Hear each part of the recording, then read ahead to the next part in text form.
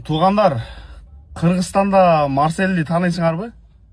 Ошо Марсель менен родноюм болот. Мына Марсель. Досум. Не деген зат жок. Жеңиш кут болсун досум. Москвага келип калды мына. Туугандар. Мен бир 2-3 жолу сен жөнүндө видео чыгардым да.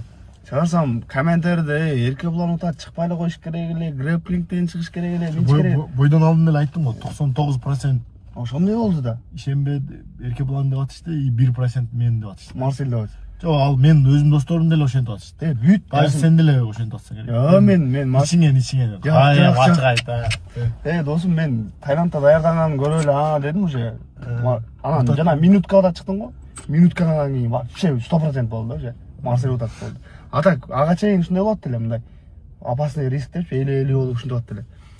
Эми жеңиш кут болсун досум. Өтө Марсель келип калды Москвага. Уже эртең Кыргызстанга кетет экен туугандар. Эртең Кыргызстанга кетет. Иншалла Кыргызстанга барабыз. Марсель Москвада. Мына мен Марсель родной болом.